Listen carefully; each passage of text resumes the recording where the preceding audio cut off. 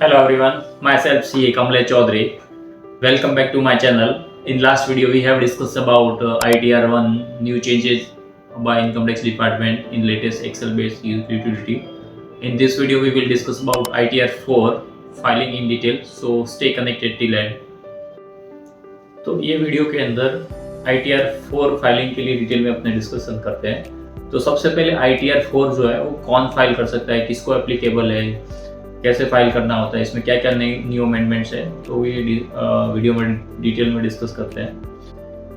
सबसे पहले है ये एप्लीकेबल किसको है, तो एप्लीकेबल है for individual HUF and firm other than LLP being a resident having total income up to 50 lakhs and having income from business and profession which is computed under section 44 AD, ADA or AE and having long-term capital gain under section 112A up to 1.25 lakhs means कि individual और HUF जिसके अंदर उसकी total जो income है वो 50 लाख के अंदर है और कैपिटल गेन जो है वो 1.25 लाख तक का अगर लॉन्ग टर्म कैपिटल गेन वगैरह है तो उसके अंदर आप ITR 4 फाइल कर सकते हो प्रेजेंटिव बेसिस पे, जिसमें आपको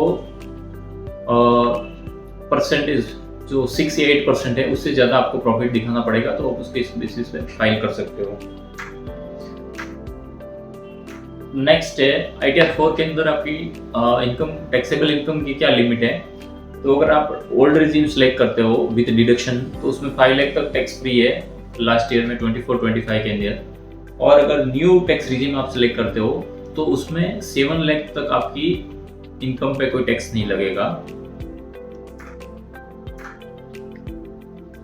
नेक्स्ट है selection of tax regime.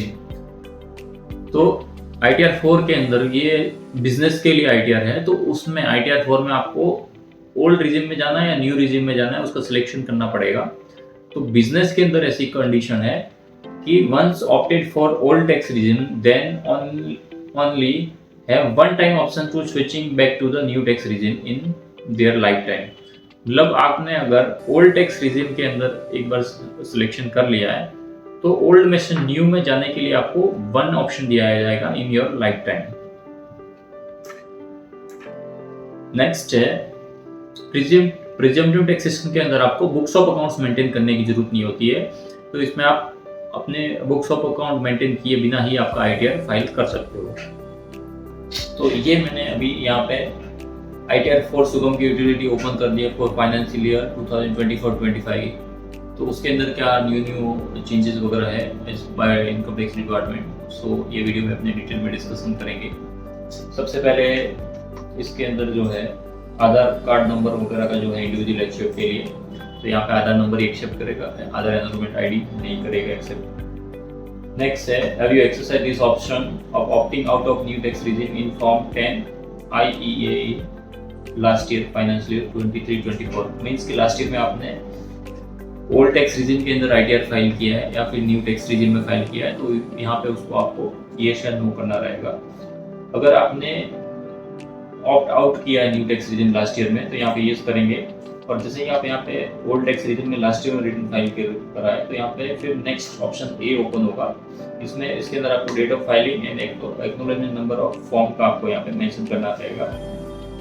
Next, do you wish to continue to opt out of new tax regime for current fine assessment year, means financial year 24-25 के अंदर भी आप ओल्ड टैक्स रिजीम में जाना चाहते हो फिर या फिर न्यू टैक्स रिजीम में जाना चाहते हो। तो यहाँ पे मतलब अगर आप ओल्ड टैक्स रिजीम में जाना चाहते हो तो यहाँ पे आपको यस सेलेक्ट करना पड़ेगा, और जैसे ही आप यहाँ पे यस सेलेक्ट करते हो तो यहाँ पे है जो एडिशनल जो डिडक्शन मिलते हैं उसके टैब ओपन हो जाते हैं। न्यू टैक्स रिजीम में ओनली 4 से 5 ही ये आपको टैब दिख रहे हैं, पर ओल्ड टैक्स रिजीम के लिए आपको ये सब इतने जो डिडक्शन वाले सेक्शंस हैं वो यहाँ पे अलग से आपको उसका डिटेल प्रोवाइड करना रहेगा, तो ये सब टैब ओपन हो जाते हैं। नेक्स्ट यहाँ पे जो है 7 फरवरी जो के हिसाब से ITR आपको फाइल करना है, तो यहाँ पे उसके बेस पे आपको यस या नो सेलेक्ट करना रहेगा। मीन्स कि आपने अगर आपके करंट अकाउंट में 1 करोड़ से ज़्यादा कैश डिपॉजिट वगैरह करवाया है, income expenditure on foreign travel of more than 2 lakh rupees है, और इलेक्ट्रिसिटी का पेमेंट 1 लाख से ज़्यादा किया है 1 साल में, तो ये आपको यहाँ पे ये सेलेक्ट करना रहेगा और इसके हिसाब से यहाँ पे आपको डिटेल देनी रहेगी।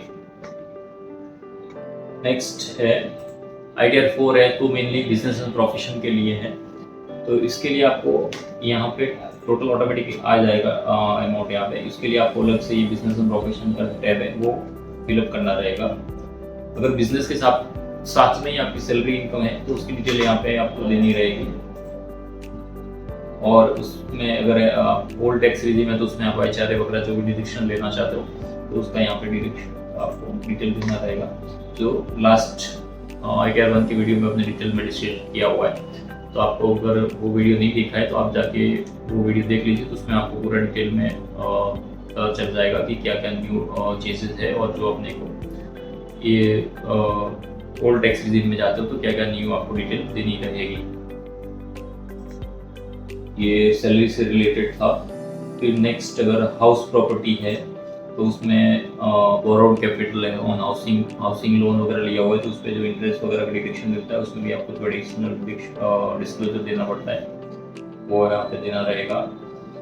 उसके अलावा ATC वगैरह जो भी चैप्टर 6A के अंदर आपको एक्स्ट्रा डिडक्शन मिलते हैं तो उसमें भी सब में एडिशनल डिटेल की रिक्वायरमेंट होती है, जैसे ATC है, ATD है, ATDD, ATE, ATEE, ATEEA, ATEEB, ATG। तो ये जो है वो ओल्ड टैक्स रीजन में जाओगे तो आपको जो भी एक्स्ट्रा सब डिडक्शन मिलेंगे तो उसका आपको विद डिटेल में डिस्क्लोजर देना रहेगा। उसके बिना आपका आइडिया फाइल नहीं होगा। लास्ट ईयर तक खाली आपको अमाउंट ही मेंशन करना रहता था, बाकी करंट ईयर में आपको अमाउंट के साथ में एक्स्ट्रा डिटेल भी प्रोवाइड करनी रहेगी, जो अपने लास्ट वीडियो में डिटेल में डिस्कस किया हुआ है, तो वो वीडियो जाके आप देख सकते हो। तो ये सब आपका डिडक्शन का पार्ट आ गया। फिर आइडिया 4 के अंदर बिजनेस प्रोफेशन जो है उसके अंदर आपको ये डिटेल प्रोवाइड करनी रहेगी। 44AD मतलब बिजनेस वगैरह के लिए है, तो यहाँ पे आपको नाम, आपका business code, nature of business क्या है वो आपको यहाँ पे सिलेक्ट करना रहेगा। उसके बाद में आपको टर्नओवर वगैरह की डिटेल डालनी है कि आपका बैंक से आपके चेक से कितना पेमेंट आया और कैश में कितना आया, और यहाँ पे आपको रिजेंटिव इनकम दिखानी रहेगी 6 से 8% जो भी आपका टर्नओवर है उसकी, तो ये आप इसके अंदर आईटीआर फाइल कर सकते हो। अगर आप 6 से 8% आपका टर्नओवर का नेट प्रॉफिट नहीं शो करते हो तो आपको फिर आपके बुक्स ऑफ अकाउंट ऑडिट करवाने पड़ेंगे और पूरे बुक्स ऑफ अकाउंट मेंटेन करने पड़ेंगे। या प्रेजेंटिव टैक्सेशन के अंदर आपको पूरे बुक्स ऑफ अकाउंट मेंटेन करने की जरूरत नहीं है, आप विदाउट बुक्स ऑफ मेंटेन किए ही आपका आईटीआर फाइल कर सकते हो। फिर है सेक्शन 44ADA फॉर प्रोफेशन है, तो सेम डिटेल जो यहाँ पे ऊपर बिजनेस के लिए मांग रहा था वो यहाँ प्रोफेशन में भी है। यहाँ पे आप 250 लाख के टर्नओवर में आपका टर्नओवर की डिटेल आएगी और उसमें प्रॉफिट का जो रेशियो होगा 50% शो करना रहता है। नेक्स्ट है competition of प्रेजेंटिव income from goods carrier agency, truck वगैरह की एजेंसी वगैरह जो है ट्रांसपोर्टेशन के लिए, तो यहाँ पे उसको आपको प्रेजेंटिव टैक्सेशन में डिटेल वगैरह देनी रहेगी कि number registration number of truck वगैरह है वो खुद का है, वो टन कैपेसिटी कितना है, नंबर ऑफ मंथ्स है और टोटल इनकम वगैरह कितना है वो आपको यहाँ पे शो करनी रहेगी। और उसके अलावा आपके पास अगर जीएसटी नंबर वगैरह है तो आपको यहाँ पे जीएसटी नंबर और उसका annual value of outward supply as per GST return, GST return के अंदर आपका जो टर्नओवर आ रहा है वही आपको यहाँ पे मेंशन करना रहेगा और जो आप आईटीआर फाइल करें उसके साथ मैच होना चाहिए। अगर यहाँ पे कुछ प्लस माइनस है तो उसके लिए आपको रिकंसिलिएशन वगैरह रेडी करके रखना चाहिए, सो फ्यूचर में किसी टाइप का कोई प्रॉब्लम नहीं हो। नेक्स्ट फिर यहाँ पे आपको फाइनेंशियल पर्टिकुलर्स देने रहेंगे, ये मोस्टली बैलेंस शीट पार्ट है जहाँ पे आपकी capital, secure loan, unsecure loan, advance, indicator, other liability, ये टोटल लायबिलिटी हो गया। फिर इधर fix asset, inventory, debtors, bank balance, cash, loans, advances, other assets and total assets, तो ये टोटल लायबिलिटीज हो गया, ये टोटल असेट्स, ये दोनों आपका मैच होना चाहिए। नेक्स्ट टीडीएस वगैरह की डिटेल है यहाँ पे। फर्स्ट जैसे है tax deducted source from salary, तो सैलरी से फॉर्म 16 वगैरह जो आया है उसमें उसके यहाँ पे आपको डिटेल डालनी रहेगी। और ये फॉर्म 16A जो है अदर देन सैलरी, तो यहाँ पे आपको टैक्स डिडक्शन नंबर, और ये जो है ये मेन चेंजेस नया है कि यहाँ पे आपको सेक्शन भी डालना पड़ेगा कि आपका डिडक्शन जो हुआ है वो कौन सी सेक्शन के अंदर हुआ है। फिर financial year in which TDS deducted, TDS brought forward है या फिर करंट ईयर का ही है, वो भी यहाँ पे आपको कॉरेस्पॉन्डिंग डिटेल डालनी पड़ेगी।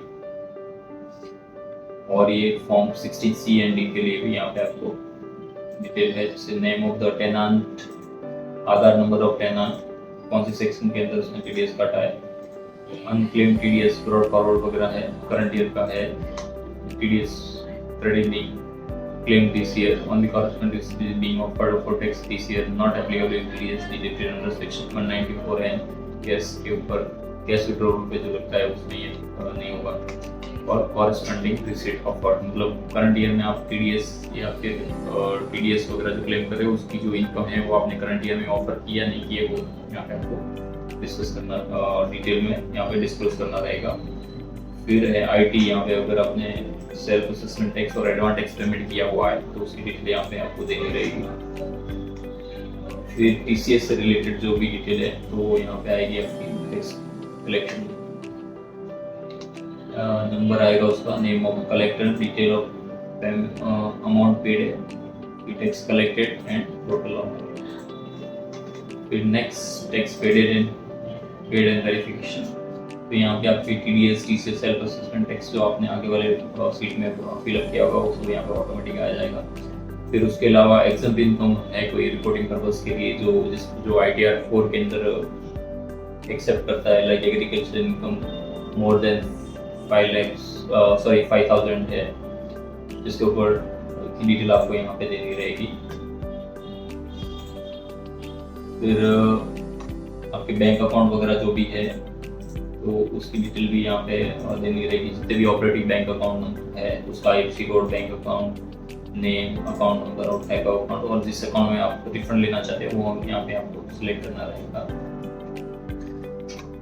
तो फिर नेक्स्ट आपका नाम और ये प्लेस वगैरह लिख के आप यहाँ पे कंप्लीट हो जाते हैं। फिर यहाँ पे स्टार्ट फर्स्ट वाले में आओगे इनकम डिटेल में, तो सबसे ऊपर ही यहाँ पे आपको वैलिडेट का ऑप्शन है और ये पूरी सीट आप मेंशन कर दोगे। उसके बाद वैलिडेट सक्सेसफुली हो जाने के बाद में आप जनरेट जेसन फाइल कर सकते हो, और ये जेसन फाइल को आपको इनकम टैक्स की साइट पे जाके अपलोड करना रहेगा और वहाँ पे आप PVC OTP से आपका ITR फाइल कर सकते हो।